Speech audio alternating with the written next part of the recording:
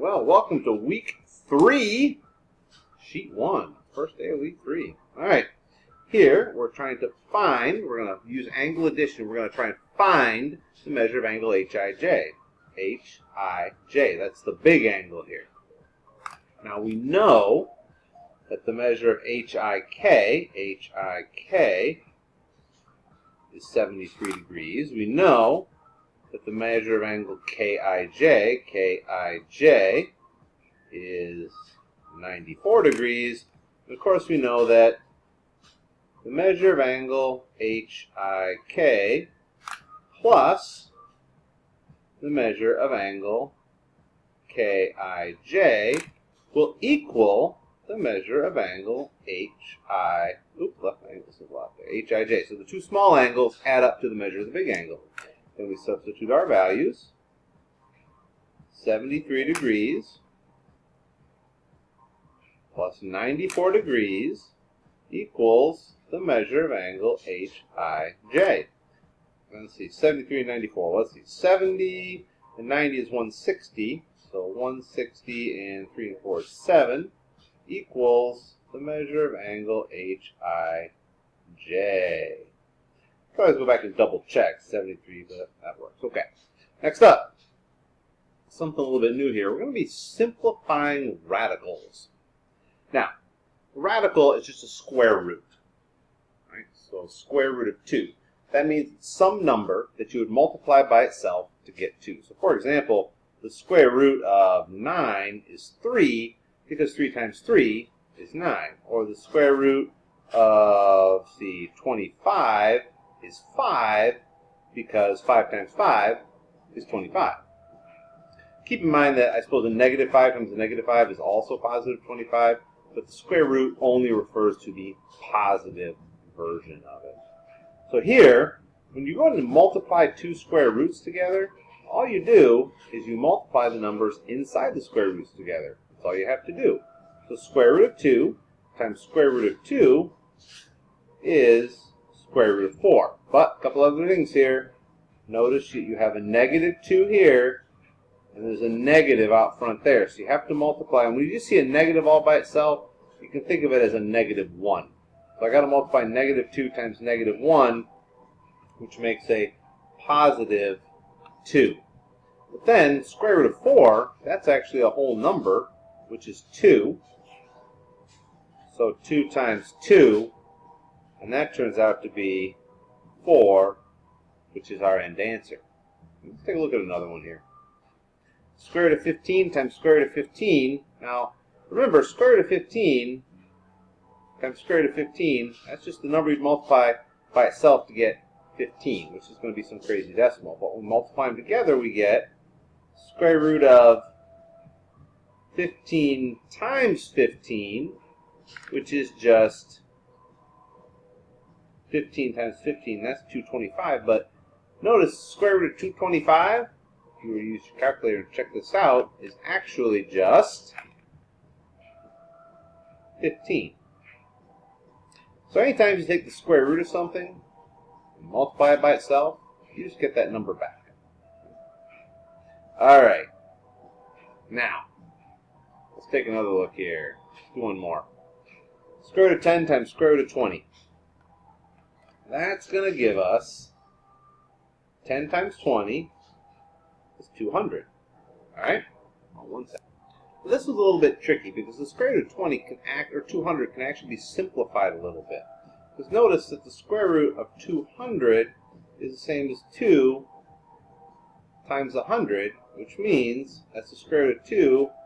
We're going to break it back apart again, times the square root of 100, and the square root of 100 is just 10. So that's square root of 2 times 10, which we would normally write as 10 square root of 2. Okay. One more next door here. 6 times 8. So multiply this together, that's the square root of 48. Now notice that 48 is divisible by 16. That's actually 3 times 16. So let's see, that is, I'm going to reverse the order here. Square root of 16 times the square root of 3. So Notice how I multiplied the 6 to the 8, and I multiplied them together to make 48. Well, I can split them back apart again, but using different factors. This time I chose 16 and 3. Why did I choose 16? Because the square root of 16 is simply 4. Okay? And there's your final answer. I want you to think about these carefully, kind of look back over these examples, because they're a little bit tricky, and it takes a while for students to get. We will keep working on this. I'm going to give you lots of examples before I finally let you go on your own with that. All right, next up, do a couple of equations here. All right, so for this first one, I like to circle my terms here.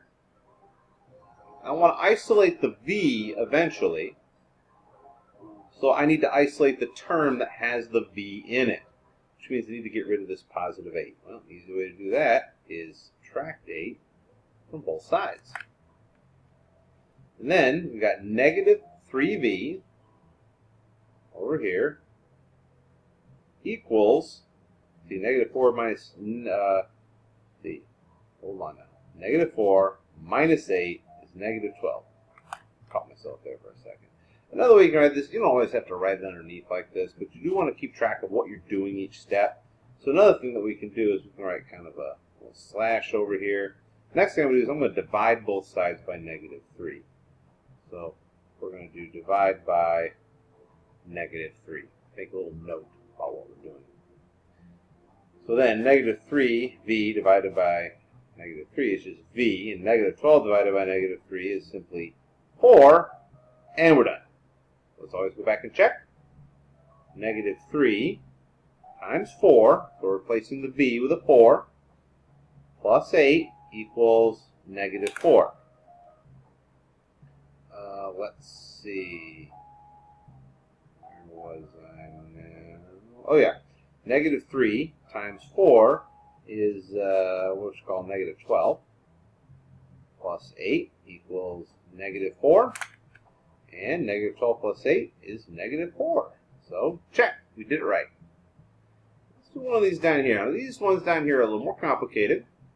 Notice they've got variables here, variables over here, so variables on both sides. We've also got multiple instances of variables over here. So the first thing I want to do, if possible, I'm going to go circle all my terms. I'm going to have two types of terms here. Terms that have variables in them, terms that don't. Now all the terms that have variables in them on one side can be combined. So 1n and 7n make a total of 8n. There's nothing over here to combine this 2 with, so we're just going to put the positive 2 here. Over here, we've only got one term of each type, so nothing changes. Okay. Now you can also do that with just regular number terms or constant terms that don't have a variable in them. Combine them, but you can only combine them if they're on the same side. You can't combine across the equal sign. So next, I want to have all of my variable terms on one side. You can pick either side, but most people want them to be over here on the left. So to do that, I need to get rid of this positive n over here. I don't want any variable terms over here, or sorry, negative n. So to get rid of that negative n, we're going to add n to both sides. So 8n plus 1n is 9n. I haven't changed the 2. We haven't changed the negative 16.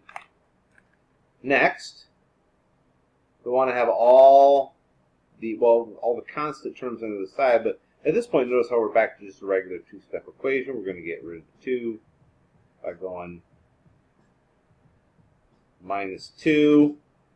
That's 9n. Negative 16 minus 2 is negative 18. And our last step is going to be divide by 9, which leaves us with negative 18 divided by 9 is negative 2. Go back and double check.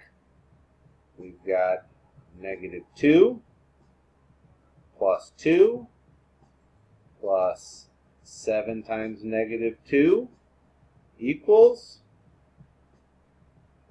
negative 16 minus, this is tricky,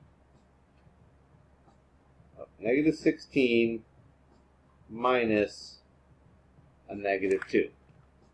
So negative 2 plus 2, they just cancel each other out, and we're left with 7 times negative 2, which is negative 14. And over here, negative 16 minus a negative 2 is the same as negative 16 plus a positive 2, which is negative 14. And we're set. I'll move the rest of these up to you. Good luck.